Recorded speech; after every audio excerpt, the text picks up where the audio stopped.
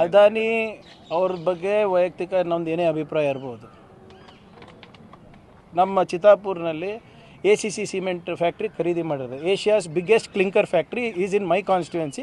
Now it is Adani's. ನಾನೇನಾದರೂ ಮಾಡೋಕ್ಕಾಗ್ತದ? ಇಲ್ಲ. ಕಾನೂನನ್ನು ಪಾಲನೆ ಮಾಡಿ ಅಷ್ಟೇ. ಆ್ಯಂಡ್ ಬಂದು ಭೇಟಿ ಆಗೋದ್ರಲ್ಲಿ ಏನಿದೆ for us is a contractor, government contractor ಅಲ್ಲ. ಅವರು ಯಾವುದೋ ಒಂದೆರಡು ಪ್ರಾಜೆಕ್ಟ್ನಲ್ಲಿ L1 ಇದ್ದಾರೆ. Yes, it's a very important project for government of Karnataka. ನಾವಂತೂ we have not influence the tender. ಈಗ ನಾಳೆ ಯು ಕ್ಯಾನ್ ಬಿ L1, ನೀವೇ L1 ಇರ್ಬೋದು.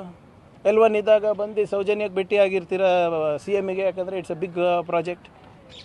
ಅದರಲ್ಲಿ for us is nothing but a contractor. BJP ಟೀಕೆ ಮಾಡ್ತಿದೆ ಸರ್. ರಾಹುಲ್ ಗಾಂಧಿ ಅವರು ಬೆಳಗ್ಗೆಯಿಂದ ಸಂಜೆವರೆಗೂ ಬೈತಾರೆ. ನೋಡಿದ್ರೆ ಈಗ ಅವ್ರ ಜೊತೆನೇ ಅವ್ರ ಮನೆ. ಈಗಲೂ ಕೂಡ ನಮ್ಮ ಅಭಿಪ್ರಾಯ, ಕೇಂದ್ರ ಸರ್ಕಾರ ಅದಾನಿ ಅಂಬಾನಿಯವರ ಗುಲಾಮು ಇಲ್ಲ ಅಂತ. ಈಗ ಈ ಲೀಗಲ್ ಪ್ರೊಸೆಸ್ ಅಂತೂ ನಾನು ಸ್ಕಟಲ್ ಮಾಡೋಕ್ಕಾಗಲ್ಲ, ನಾನು ಚೇಂಜ್ ಮಾಡ್ಲಿಕ್ಕಾಗಲ್ಲ.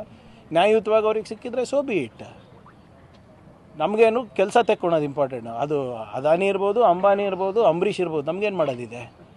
ಲೀಗಲ್ ಪ್ರೊಸೆಸ್ನಲ್ಲಿ L1 ಆಗಿದ್ದಾರೆ.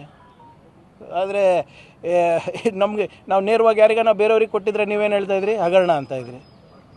ಈಗ ಟೆಂಡರ್ ಪ್ರೊಸೆಸ್ ಫಾಲೋ ಆಗಿದೆ, ಪ್ರಕ್ರಿಯೆ ಫಾಲೋ ಆಗಿದೆ, ಅದಕ್ಕೆ ಬಂದು ಭೇಟಿ ಆಗಿರ್ಬೋದು.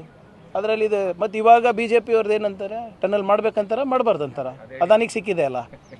ಈಗ ಈ MP ಗಳೆಲ್ಲ ಬಾಯ್ ಬಡ್ಕೊತಾ ಇದ್ರಲ್ಲ, ಈಗ ಅವ್ರ ನೆಂಟರಿಗೆ ಸಿಕ್ಕಿದೆ. ಈಗ ಟನಲ್ ಮಾಡಬೇಕಾ?